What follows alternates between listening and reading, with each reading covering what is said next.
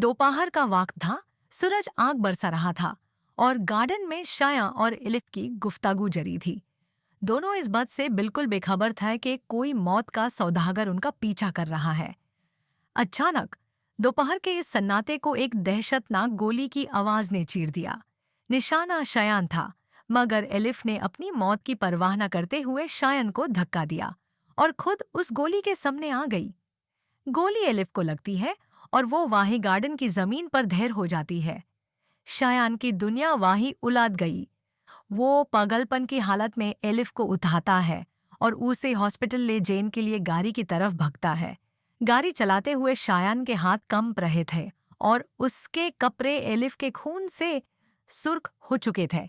वो अपने बाप गाजी यूसुफ को फोन करता है और सिर्फ इतना कह पता है कि बाबा, गोली लगी है, बहुत खून बह रहा है। शयान की आवाज में मौत का खौफ सुनकर गाजी यूसुफ के पांव ताले जमीन निकल जाती है। हॉस्पिटल पहुंचते ही शायन दुनिया उमेफिहा से बेखबर सिर्फ एलिफ की जिंदगी की भीख मांगने लगता है। जब गाजी यूसुफ अपने गार्ड्स के साथ वहां पहुंचता है तो वो अपने बेटे को इस हाल में देखकर अंदर से टूट जाता है। शयन गुस्से और दुख में पगाल होकर अपने बाप से कहता है कि वो खुद उस गुनहगार का खत्म करेगा जिसने एलिफ पर हद डाला है। मगर यहाँ गाजी यूसुफ अपने बेटे को रोक लेता है। वो नहीं चाहता कि उसका बेटा भी इसी दुश्मनी और खून खराबे की दलदल में फंस जाए। या वो शायन से कहता है कि उसने हमेशा शायन को अपने सय से दूर रखा ताकि वो एक शारीफ और पुरसुकून जिंदगी गुजार सके। गाजी यूसुफ फैसला करता है कि शायन हॉस्पिटल में रुककर एलिफ का ख्याल रखेगा, जबकि बाहर की दुनिया का हिसाब किताब वो खुद करेगा। गाजी यूसुफ का पुराना डॉन वाला रूप वापस आ जाता है।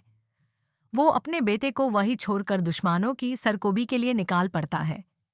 वो लाला और उसके बंदों को यह दिखाने निकलता है कि जब एक बाप अपने बेटे की हिफाजत के लिए मैदान में उतरता है तो वो कितना खतरनाक हो सकता है।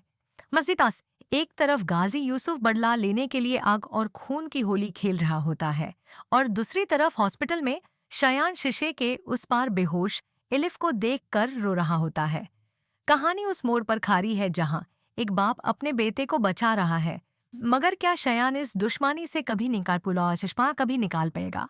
और क्या दोपहर के उस वक्त खई हुई गोली एलिफ की जिंदगी का चिराग गुल कर देगी?